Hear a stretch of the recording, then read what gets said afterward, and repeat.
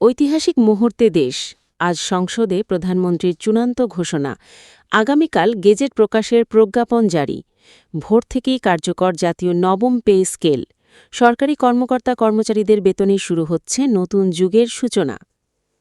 বন্ধুরা, বিস্তারিত আলোচনা যাবার পূর্বে এখনও যারা চ্যানেলে সাবস্ক্রাইব করেননি দয়া করে এখনই চ্যানেলটি সাবস্ক্রাইব করে বেল বাটনটি অন করে দিন।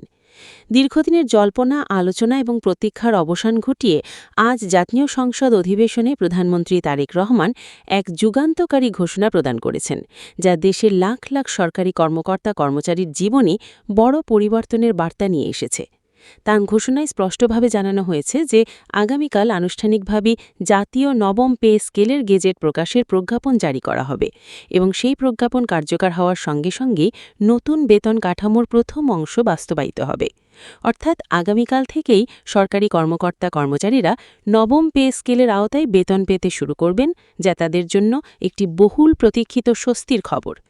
প্রধানমন্ত্রী তার বক্তব্যে বলেন, দেশের প্রায় ২২ লক্ষ সরকারি কর্মকর্তা ও কর্মচারী রাষ্ট্র পরিচালনার মূল ভিত্তি হিসেবে কাজ করে যাচ্ছেন এবং তাদের অবদান অস্বীকার করার কোনো সুযোগ নেই।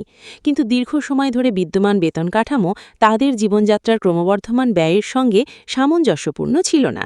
এই বাস্তবতা উপলব্ধি করেই সরকার জাতীয় নবম পে স্কেল প্রণয়নের সিদ্ধান্ত গ্রহণ করে এবং আজ সে সিদ্ধান্ত বাস্তবায়নের পথে একটি গুরুত্বপূর্ণ ধাপ সম্পন্ন হল।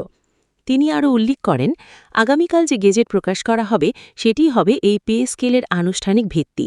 প্রজ্ঞাপন জারি হওয়ার সঙ্গে সঙ্গে সংশ্লিষ্ট সকল দপ্তরকে তাৎক্ষণিকভাবে কার্যকর করার নির্দেশনা দেওয়া হবে, যাতে কোনো ধরনের বিলম্ব ছাড়াই সরকারি কর্মচারীরা এর সুফল পেতে পারেন।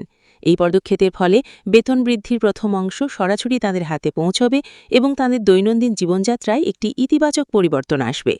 প্রধানমন্ত্রী তাঁর ভাষণে পরিষ্কারভাবে তুলে ধরেন যে এই পে স্কেল বাস্তবায়ন একটি সুপরিকল্পিত ও দীর্ঘমেয়াদী প্রক্রিয়ার অংশ। সরকার একদিকে যেমন কর্মচারীদের আর্থিক স্বস্তি নিশ্চিত করতে চায়, অন্যদিকে দেশের অর্থনৈতিক ভারসাম্য রক্ষা করাকেও সমান গুরুত্ব দিচ্ছে।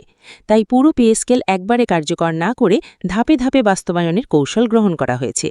আগামীকাল যে অংশটি কার্যকর হবে সেটি এই বৃহৎ পরিকল্পনার প্রথম ধাপ, যার মাধ্যমে কর্মচারীরা তাৎক্ষণিকভাবে উপকৃত হবেন।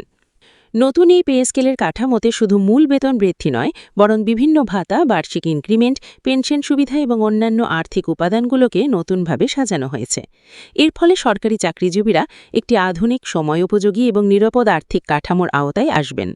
এটি তাদের ভবিষ্যৎ নিরাপত্তা নিশ্চিত করার পাশাপাশি কর্মক্ষেত্রে আরও মনোযোগী ও দায়িত্বশীল হতে সহায়তা করবে। প্রধানমন্ত্রী আরও বলেন, এই সিদ্ধান্ত গ্রহণের আগে দেশের সামগ্রিক অর্থনৈতিক অবস্থা, রাজস্ব আয়, ব্যয় কাঠামো এবং মুদ্রাস্ফীতির সম্ভাব্য প্রভাব নিয়ে বিস্তারিত বিশ্লেষণ করা হয়েছে। কারণ হঠাৎ করে বড় ধরনের বেতন বৃদ্ধি অর্থনীতিতে চাপ সৃষ্টি করতে পারে। তাই সরকার একটি ভারসাম্যপূর্ণ পথ বেছে নিয়েছে, যাতে উন্নয়ন কার্যক্রম অব্যাহত রেখে একই সঙ্গে সরকারি কর্মচারীদের ন্যায্য দাবি পূরণ করা যায়। এই ঘোষণার পরপরই বিভিন্ন মহলে ইতিবাচক প্রতিক্রিয়া দেখা গেছে। সরকারি কর্মকর্তা কর্মচারীদের মধ্যে নতুন আশার সঞ্চার হয়েছে এবং তারা এটিকে তাদের দীর্ঘদিনের দাবির বাস্তবায়ন হিসেবে দেখছেন। একই সঙ্গে অর্থনৈতিক বিশ্লেষকরা মনে করছেন, এই পদক্ষেপ বাজারে অর্থের প্রবাহ বাড়াবে, যা সামগ্রিক অর্থনৈতিক কর্মকাণ্ডে নতুন গতি সঞ্চার করতে পারে, যদিও মুদ্রাস্ফীতির দিকটি সতর্কতার সঙ্গে পর্যবেক্ষণ করতে হবে। আগামীকাল গেজেট প্রকাশের মাধ্যমে যে প্রজ্ঞাপন কার্যকর হবে তা দেশের প্রশাসনিক ব্যবস্থায় একটি নতুন অধ্যায়ের সূচনা করবে। প্রতিটি দপ্তর, অধিদপ্তর এবং সংস্থায় নতুন বেতন কাঠামোর নির্দেশনা পৌঁছে দেওয়া হবে এবং দ্রুত বাস্তবায়নের জন্য প্রয়োজনীয় পদক্ষেপ গ্রহণ করা হবে। এর ফলে খুব অল্প সময়ের মধ্যেই সরকারি কর্মচারীরা এই পরিবর্তনের বাস্তব সুফল অনুভব করতে পারবেন।